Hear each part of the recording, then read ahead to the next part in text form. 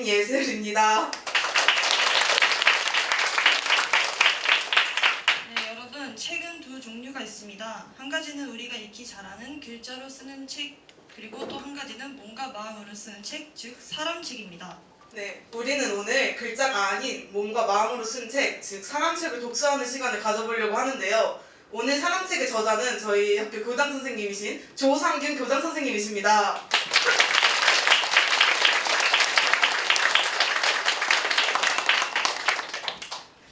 먼저 행사의 시작을 알리는 오프닝 곡을 듣고 오실 텐데요. 엘가의 사랑의 인사를 2학년 8반 김태린 학생이 연주하겠습니다.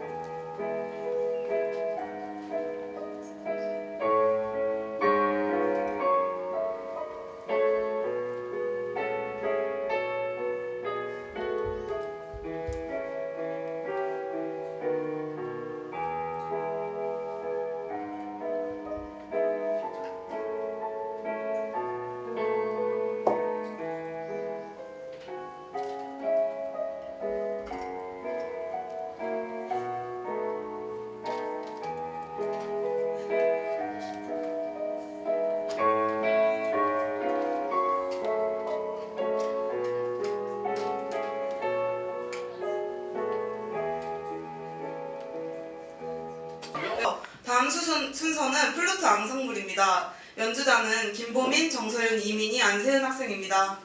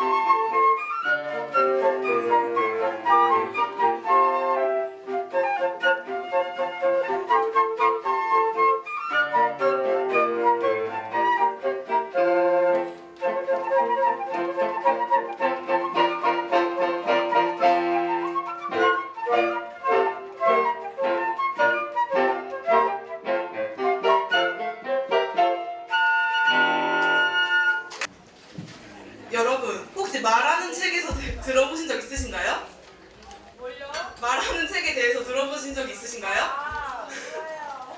해리포터에 나오는 마법 학교에만 있는 게 아닙니다. 오늘 우리 학교에 아주 특별한 베스트셀러 한 권 입고되었거든요. 평소엔 단상 위에서 멋지게 훈화 말씀을 하시는 빛이 나시는 교장 선생님이셨는데, 하지만 오늘은 훈화 말씀을 하시는 게 아닙니다. 겉표지는 카리스마 넘치지만 속지는 생각보다 훨씬 말랑말랑하고 꿀잼일지도 모르는 오늘의 사람책 교장 선생님을 뜨거운 박수로 모셔보겠습니다.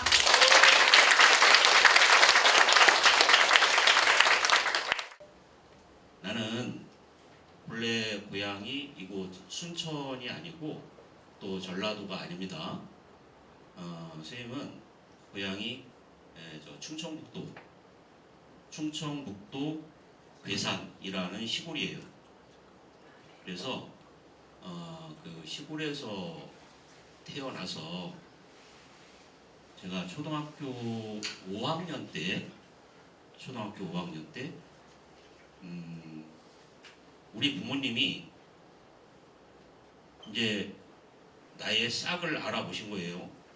쟤는 좀 공부를 시키면 좀 할 것 같다. 그래서 그때 그 어린 나이에 나를 떼어서 청주 도시로 유학을 보냈어요.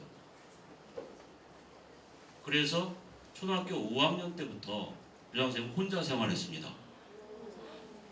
초등학교 5학년 때 그때는 지금처럼 어디 뭐 원룸이 있고 어디 이런 시설들이 없었잖아요. 그러니까 청주에 있는 뭐 고모, 삼촌, 이모 이 집에 간 거예요. 초등학교 어린 나이에 거기 갔으니 눈치가 많이 보이잖아요. 눈치가 밥 먹는 것도 눈치 보이고 잠자는 것도 눈치 보이고 이제 어린 나이에 그렇게 이제 거기 있으면서 공부를 했습니다. 근데 초등학교 때야 뭐 공부가 뭔지 모르고 그냥 생활을 했고 그리고 나서 이제 중학교를 진학하고 중학교를 졸업할 때 제가 굉장히 좀 어려움이 있었어요. 중학교 졸업하고 고등학교를 진학해야 되는데 인문계를 진학을 할 건지 실업계를 진학할 건지 이제 고민을 많이 했습니다. 그때만 해도 이제 우리나라 산업화의 산업화가 굉장히 처음에 시작되는 그런 시기였습니다. 그래서 그 당시에는 가장 최고로 쳤던 고등학교가 공업고등학교였어요. 지금의 공고. 그래서 그때는 공고 가는 학생들이 가장 우수한 학생들이었어요. 그래서 실업계를 갈까 인문계를 갈까 고민을 많이 했습니다. 그런데 제가 조금 또 중학교 때 공부를 좀 했어요.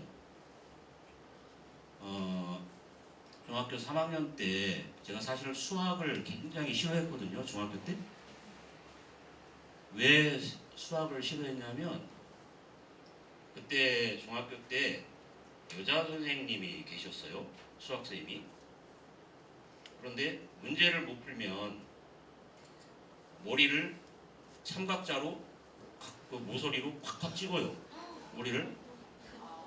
그래서 막 머리가 푹 들어가고 그게 너무 좀 힘들어서 그 수학 시간만 되면 아예 보기가 싫은 거예요. 그 선생님 자체가 하기도 싫고. 그래서 1, 2학년 때 수학을 완전히 손을 놨어요. 이제 3학년 돼서 고등학교를 가려면 그때는 다 시험을 봤습니다. 수학을 포기하면 이거 어떻게 좋은 고등학교 가기도 힘들 것 같고 도저히 안 되겠다 싶어서 이제 중학교 3학년 때 제가 혼자 참고서를 들고 학교 그때 이제 도서실이 있었어요. 학교 끝나면 거기로 갔습니다. 가서 혼자 계속 그때는 완전정복인가라는 책이 있었어요. 그 책을 가지고 계속 혼자 풀었어요. 그래서 1, 2학년 과정을 다 마쳤습니다. 그리고 이제 고등학교 시험 볼 때 그때는 고등학교 시험이 지금의 수학능력 시험처럼 그런 형태로 봤는데 전체가 200점 만점이었어요. 근데 수학이 20점, 근데 수학 20점 만점 받았습니다. 그리고 총점이 제가 200점 만점에 182점을 받았어요. 그 정도면 최우수 등급입니다. 그래서 이제 고등학교를 제가 원하는 고등학교를 갔어요. 고등학교에 이제 1학년에 갔는데 그때는 한 학급의 학생이 45명 이 정도 됐습니다. 45명에서 50명 이 정도 되는 그 학급에서 이제 공부를 하는데 1학년을 열심히 잘 보냈습니다. 그런데 이제 문제는 2학년 때부터 제가 이제 사춘기가 온 것 같아요. 제 생각에는 이제 친척 집에 더 이상 눈치 보며 살기 싫다. 나 혼자 나가서 살겠다. 이제 부모님한테 선언을 했습니다. 그래서 하숙을 시켜줘라. 그랬어요. 하숙. 그 하숙이라고 들어봤어요? 네. 돈 내고 밥 먹고 잠자고 다 하는데 이게 돈이 상당히 들어갑니다. 근데 이제 다행히 그때는 저희 집이 부모님이 시골에서 과수원을 하셨어요. 복숭아 과수원. 이제 그래서 하숙을 하게 되니까 혼자 이제 떨어지게 되니까 그때부터 이제 자유잖아. 자유. 여러분들도 부모님 안 계시면 자유 괜히 심리적으로 좀 편안해지죠. 네. 이제 혼자 떨어져 나와서 그때부터 하숙을 하게 됐습니다. 그런데 문제는 혼자 나오게 되니까 절제가 안 되는 거예요. 절제가. 주변에 누구 눈치 볼 사람도 없고 내가 하고 싶은 대로 하잖아. 자고 싶으면 자고 밥 먹기 싫으면 안 먹고 이제 이렇게 하다 보니까 생활이 좀 무절제하게 이렇게 되면서 성적이 이제 떨어지기 시작했습니다. 그 과정에서 이제 대학 진학과 관련해서 그때 고등학교 담임선생님하고 상담을 할 때 제가 너 어디 가고 싶냐 그래서 저는 그냥 서울 경희대를 한번 가볼까 해요. 그랬더니 그래? 무슨 과? 경희대는 한의대가 좋다면서요. 그래. 어떻게 알았어? 친구들이 그래서 알았다. 그래서 그러면 거기를 갈 거냐? 그래. 예, 거기를 한번 가보려고요. 그랬어요. 그랬더니 지금과 같이 유지만 하면 충분히 갈 수 있겠다. 그랬습니다. 그런데 이제 제가 그 상담을 하고 집에 가서 부모님하고 이야기를 했어요. 아무래도 제가 서울로 가야 되겠습니다. 그랬더니 우리 부모님은 단칼에 그건 안 돼. 돈이 너무 많이 들어가.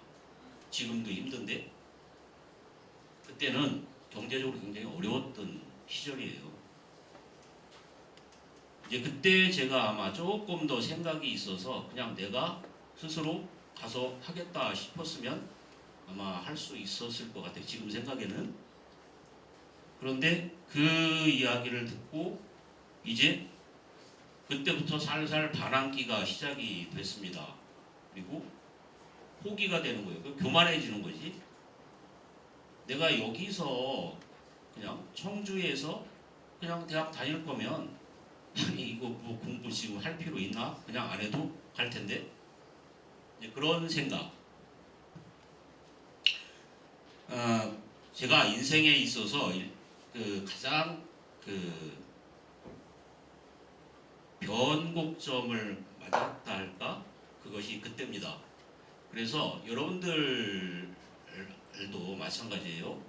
어떤 계기가 있을 때 어떤 그런 안 좋은 계기에 의해서 자기 꿈을 절대 포기하지 말길 바랍니다.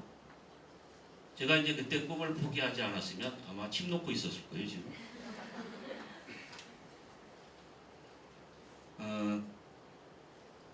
그래서 그런 과정 속에서 그렇게 방황하다가 이제 고등학교 3학년 돼서 이제 대학을 가야 될 거 아닙니까? 그래도 이거 시골에서 유학을 보냈더니 제 대학도 못 가고 막 이러면 이제 또 이게 아주 부모님이 곤란해지겠잖아요. 그래서 공부는 안 했지만 그냥 그래도 뭐 거기 있는 대학, 지방 대학은 갈 수 있겠다. 그래서 그러면 나중에 이제 그러고 나서 최종적으로 대학 입학 시험을 봤어요. 그런데 입학 시험장에 갔는데 세상에 문제를 첫 시간에 딱 받아놓고 책상에 펼쳐보는데 한 개도 안 보이는 거예요. 이 문제가 막 머리가 꽉 막히는 것 같은 느낌, 머릿속이. 정말 너무 그 황당해서 1교시 때부터 이제 당황을 막 했습니다. 이게 아닌데 싶은. 그리고 2교시 수학이 되면 수학 시간이 되면서 제가 원래 수학은 별로 좋아하지 않았어요. 그냥 수학은 그냥 다 이렇게 답안지만 보고 했어요. 그리고 나머지 풀고, 그러고 나서 나중에 이제 성적을 받아들고 담임쌤하고 다시 상담을 했습니다. 어디 갈래? 그냥 내가 예전부터 또 그 우리가 한의대 가는 꿈 외에 교사를 한번 해볼까? 라는 그런 생각을 했었어요. 그래서 그냥 거기서 대답할 거리도 없고, 그래서 그냥 저 사범대 가겠습니다 그랬어요. 그렇게 해서 제가 이제 청주에 사범대를 진학하고 졸업을 해서 이렇게 교사가 됐습니다. 근데 사실 그렇게 보면 저는 그냥 이 교사가 되기 위해서 막 노력을 해서 된 거라기보다는 차선책으로 이렇게 선택되어져서 제가 이 길을 걸어오게 된 거예요. 이제 이렇게 해서 제가 이제 4년 대학을 졸업했는데 그 대학 생활도 별로 순탄치는 않았어요. 그때 80년대 초반이라서 그때에 굉장히 우리나라가 어수선했던 전두환 제5공화국 시절입니다. 학교만 가면 전부 머리에 띠두르고 전부 피켓 들고 교정에 전부 둘러 앉아서 북치고 구호만 외치고 있어요. 주변에는 경찰차가 둘러싸고 있고 학교만 가면 그래요. 교문 앞에부터. 공부할 그 분위기도 전혀 아니고 4년 동안을 그래서 제가 1학년을 마치고 이제 군대를 갔습니다. 군대를 갔는데 그 시국 때문에 나는 그냥 육군 보병 가서 있다가 평범하게 나오려 했는데 갑자기 나중에 어디로 데리고 가냐면 어디 교도소로 데리고 갔어요. 교도소 경비. 그래서 내가 평생 여러분들도 마찬가지 교도소 안 갈 거잖아요. 내가 평생 경험해 보지 못할 것을 군대 생활하면서 3년 동안 그 범법자들하고 같이 생활을 했어요. 철창 안에서. 그래서 그 사람들이 안고 있는 여러 가지 것들, 생활하는 것들, 그런 것들도 다 알게 됐고, 그리고 나와서 이제 제대하고 복학해서 이제 무사히 마치고 제가 여기 순천으로 오게 된 계기는 우리 동기 중에 한 분이 매산중학교에 와서 먼저 근무하고 있었어요. 근데 저를 불렀습니다. 자기 너무 외롭다. 그래서 너 한번 여기 와봐라, 순천에. 여기 괜찮으니까. 그래서 이제 저도 그때의 89년입니다. 1989년에 매산고등학교로 첫 부임을 하게 됐습니다. 그런데 제가 순천에 와서 정말 처음에는 조금 힘들었던 게 뭐냐면 이 사투리 말, 그다음에 음식, 이게 이제 조금 막 귀에 거슬리고 사투리는, 그다음에 음식은 너무 젓갈이 많이 가서 막 비리기도 하고 굉장히 좀 힘들었어요. 제가 하숙을 저기 지금 순천여고 있는 그곳에서 했습니다. 조전동. 거기서 하숙을 하면서 여기까지 걸어 다녔어요. 그런데 친구랑 둘이 이제 와서 1년 동안 하숙을 하는 과정에서 그 어떤 일이 있었냐면 그 하숙집 아주머니가 이제 밥을 해 주시잖아요. 그럼 저희가 김치를 먹어요. 근데 김치에서 계속 이상한 냄새가 나요. 그 여러분들 그 손 스킨 화장품 있죠?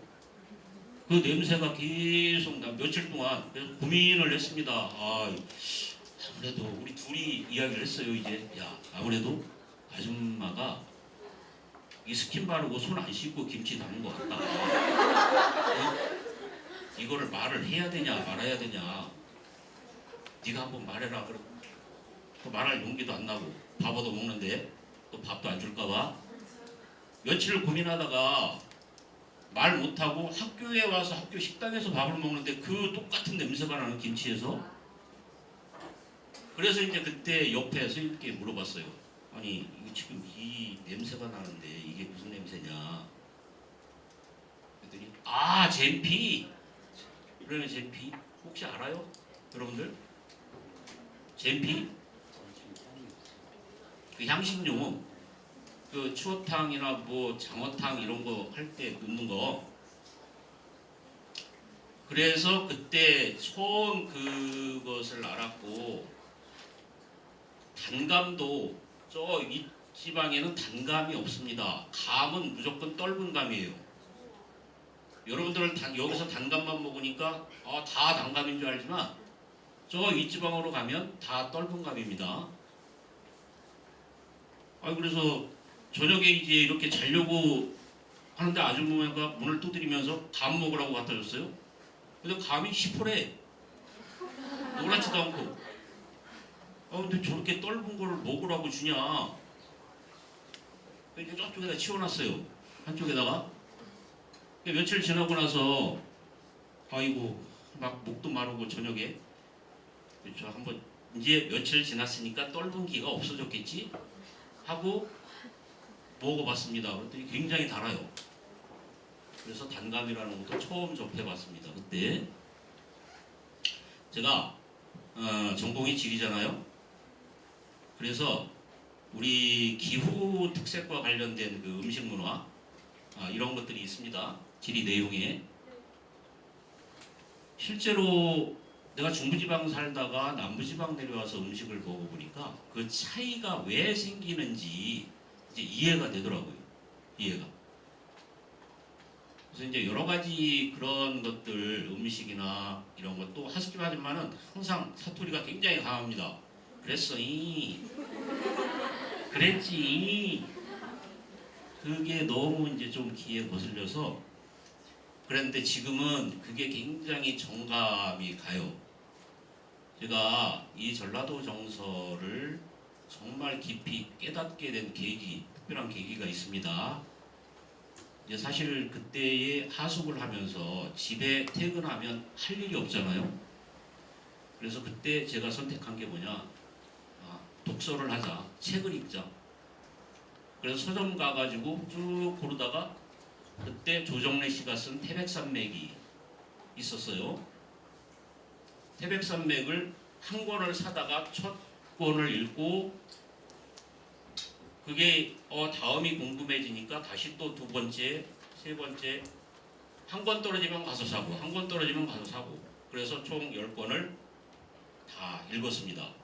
제가 태백산맥을 읽으면 여러분 태백산맥 읽어봤어요? 한번 읽어보세요. 이 태백산맥은 1948년 여순 사건 때부터 1953년 휴전협정이 이루어지는 그 시기에 이념적인 대립이 굉장히 심했던 시기잖아요.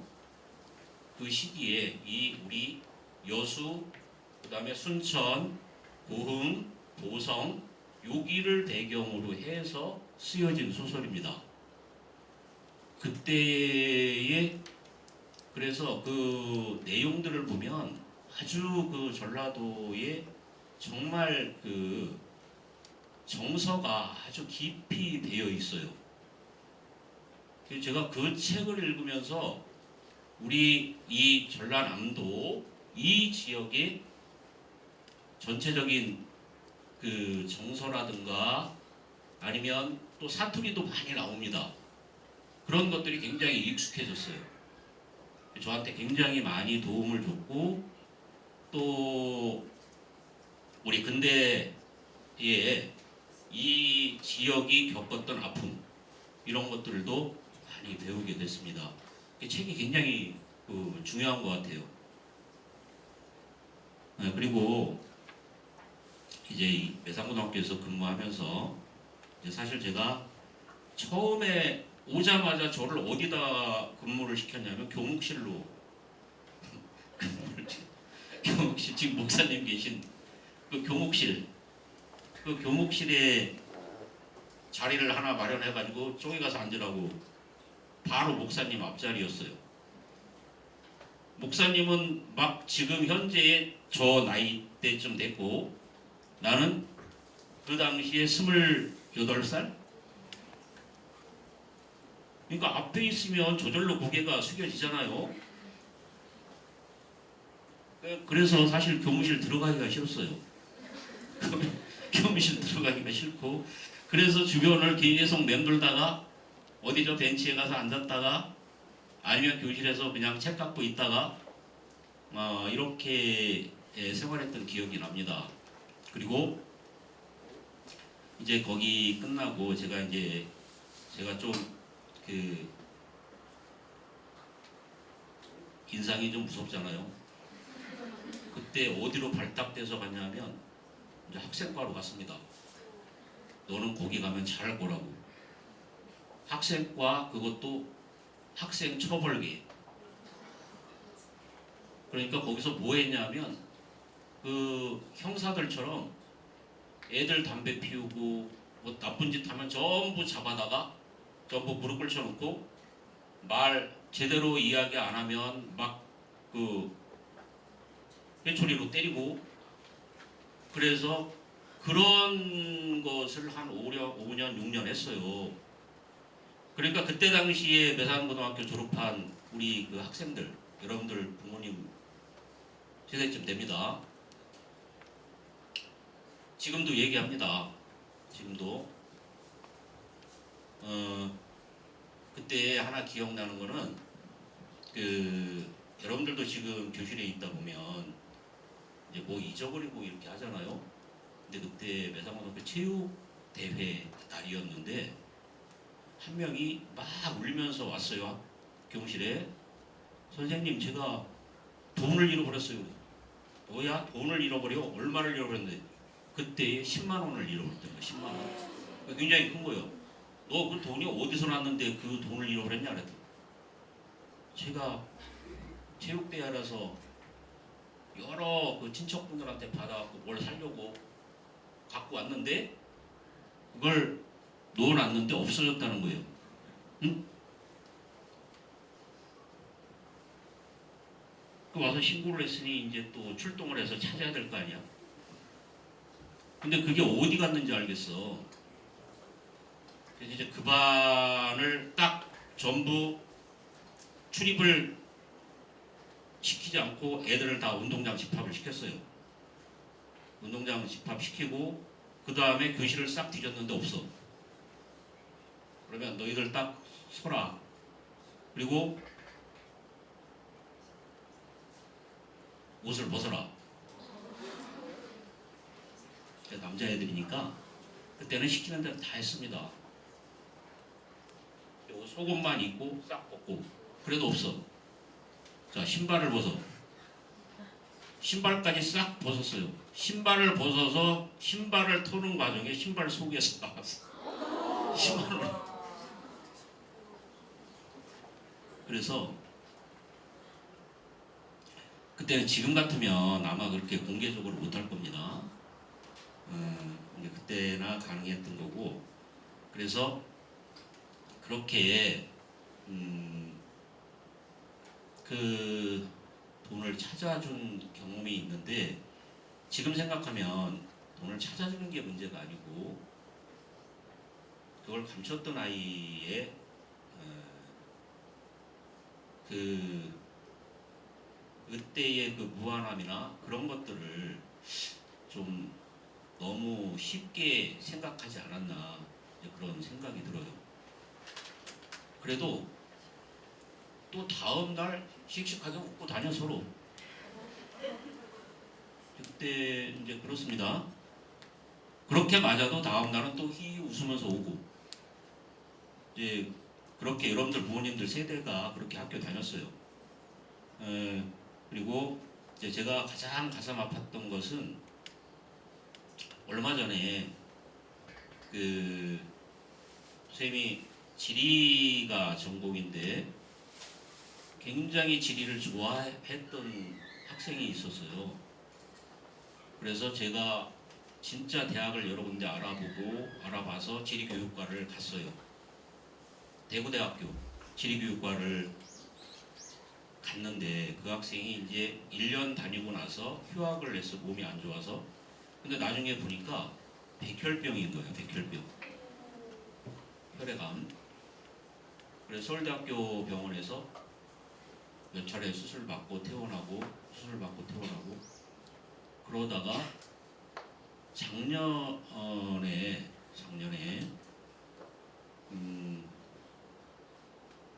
세상을 떠났어요. 항상 승연할 때 되면 찾아와서 작은 거라도 선생님한테 이렇게 전해주고 그랬던 학생인데 지금도 너무 좀 그게 스승의 날만 되면 가슴에 이렇게 찡하게 남아 있습니다. 제가 평교사를 하고 올해까지 제가 세어보니까 89년부터 2025년까지 약 38년을 교사 생활을 해오고 있습니다. 그런데 우리 여러분들도 이제 서서히 시간이 지나면서 자기 꿈을 구체화하고 그 다음에 그 구체화된 꿈을 이루기 위해서 각자 노력들을 할 텐데 중간에 그 과정에 어려움이 많습니다. 제가 살아오는 중에 저희 아내가 있어요. 저희 아내가 대학 때 제가 복학하고 같은 교실에서 만났어요. 그래서 결혼해서 순천으로 왔는데 그 사람도 고향은 충청도입니다. 여기 아무도 아는 친구가 한 명도 없어요. 여기에. 그런데 지금까지 나 때문에 여기서 사는 거예요. 그러면서 또 첫아이를 낳고 이제 신장이 안 좋아져서 콩팥 만성 신부전 판정을 받고 투석을 하다가 신장 이식을 받았습니다. 신장 이식을 받았는데 이식 받은 것도 오래 못 가서 다시 또 투석을 하고 있어요. 제가 처음에 혈액 투석을 해야 된다라는 그 소식을 접했을 때 세상이 무너지는 것 같았어요. 그런 과정 속에서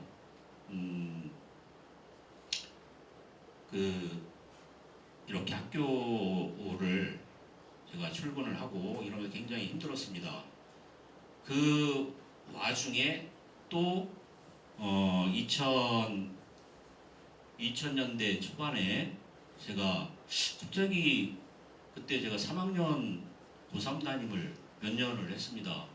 그런데 갑자기 광주에 출장 갔다 오는데 버스 안에서 배가 계속 아프기 시작해요. 그래서 왜 이렇게 배가 아플까? 여기가 아프면 맹장이라 하던데 어디서 듣긴 들었어요. 그냥 안 되겠다. 방학 때면 병원을 가야겠다. 지금 같으면 당장 가잖아요.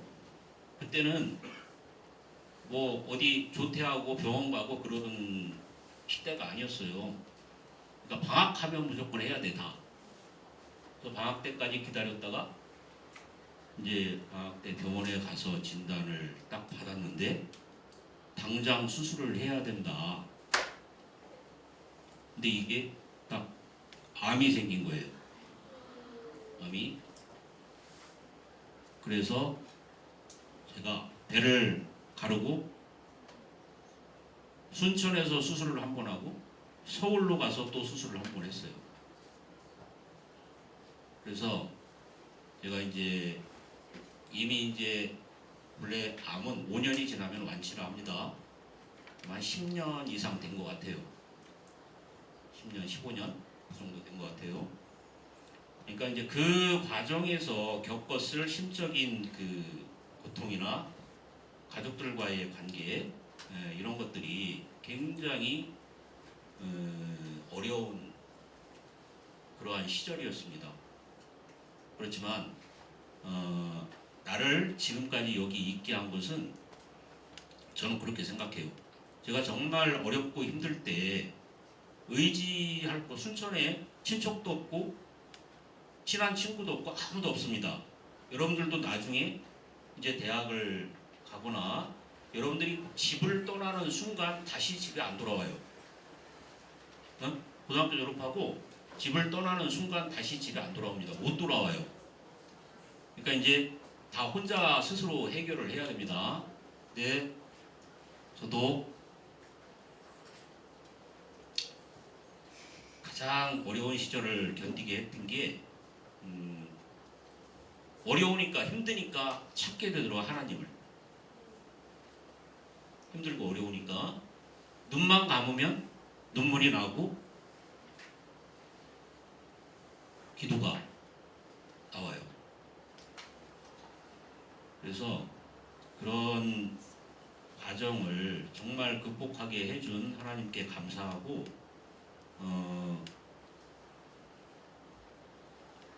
그 과정 속에서 제가 여기 여러분들 우리 매산역으로 이렇게 와서 여러분들을 만나게 해준 거 이것까지도 너무 감사하게 생각하고, 그리고 저는 가장 감동적이었던 게 엊그저께 그 스승의 날에 여러분들이 저에게 준 상이 있어요. 여러분들이 그 상이 너무 저는 감격스러웠습니다. 다른 어떤 것보다. 제가 교사 생활하면서 뭐 스승의 날 많이 이렇게 학생들에게 선물도 받아보고 꽃도 받아보고 이렇게 했는데 정말 그 상이 저한테는 가장 큰 선물이었던 것 같아요. 이 교직의 마지막을 정리하는 그 시점에서 우리 여러분들이 그렇게 따뜻하게 또 우리 교장 선생님을 생각해 준다라는 거에 굉장히 큰 감동을 받았습니다. 여러분들 세상 살아가면서 그 흔들림이 많아요. 흔들림이 그 나뭇가지가 흔들리는 것은 꺾이지 않기 위해서 흔들린다 하잖아요. 그죠? 꼿꼿하면 꺾입니다. 여러분들 혹시 그 도종환 시인 아시죠? 네. 도종환 시인의 시 중에서 흔들리며 피는 꽃이라는 시가 있어요. 흔들리며 피는 꽃 알아요? 네. 그 세상에 어떤 아름다운 꽃도 흔들리지 않으면서 피는 꽃은 없습니다. 그죠? 그 흔들림 속에서 그걸 견뎌야 예쁜 꽃을 피워내는 겁니다. 여러분들도 마찬가지로 그랬으면 좋겠어요. 그리고 지금 꽃이 봄에는 개나리가 피고 여름에는 수국이 또 피고 가을에는 코스모스가 피잖아요. 그죠? 여름에 코스모스가 안 피는 것은 꽃이 안 입이기 때문에 피지 않는 게 아니잖아요. 그죠? 시기를 기다립니다. 시기. 피어나는 시기가 다 있어요. 여러분들 각자는 다 피어날 시기를 기다리는 꽃이라 생각합니다. 다 피어날 시기를 가지고 있어요. 한 명 한 명이. 그래서 봄, 여름, 가을 각 계절에 따라 피어나는 꽃이 다르듯이 여러분들도 각기 다 다른 꽃으로 자기만의 색깔을 가지고 피는 계절이 분명히 있습니다. 그죠? 그래서 그거를 위해서 여러분들 지금 가지고 있는 조금의 흔들림, 그 다음에 뭐 어려움, 이런 것들 잘 견뎌낼 수 있기를 바랍니다. 내가 노래를 한번 들려주려 했는데 지금 시간이 없어서 여러분 그 황가람 가수의 나는 반딧불 알아요? 네. 나는 선생님 그 가사를 참 좋아하는데 난 내가 빛나는 빛나는 별인 줄 알았는데 벌레라는 걸 알았다 했죠. 그렇지만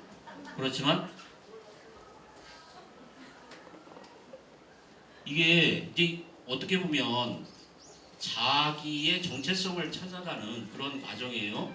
그죠? 그런데 부정적인 정체가 아니고 긍정적인 정체입니다.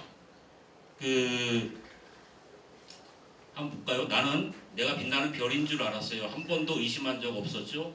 몰랐어요. 난 내가 벌레라는 것을. 그래도 괜찮아. 난 눈부시니까. 그러니까 자기 자신의 고유한 그 빛깔이 있습니다. 그거로 인해서 외모적인 이런 것들보다 내면적인 빛이 훨씬 더 중요하다는 거예요. 그래서 제가 이제 그 노래를 좋아하는데 좀 시간이 없어서 듣는 건 다음에 한번 같이 들 수 있도록 하고. 네, 약 10분간 예정돼 있던 프롤로그를 40분 동안 진행해 주신 교장 선생님께 큰 박수 부탁드립니다. 네, 이제 본격적으로 책장을 넘기기 전에 시 낭송을 준비해 주신 분들이 계신데요. 맑고 청아한 목소리를 가지신 두 분을 모시겠습니다. 장량 선생님과 1학년 9반 김혜원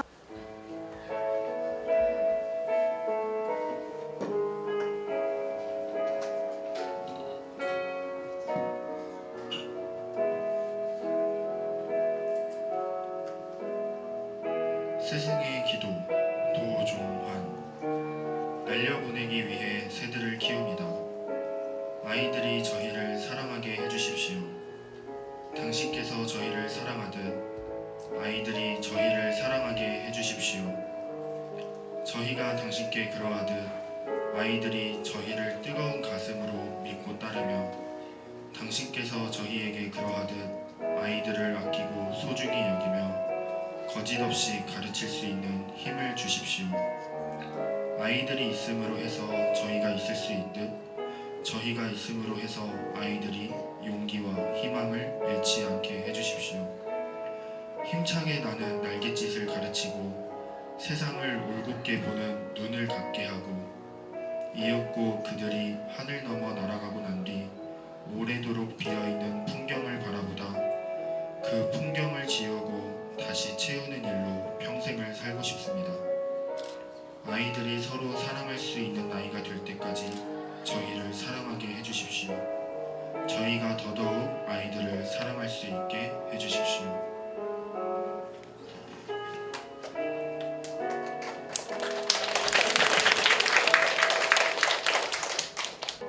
방문객 정현종.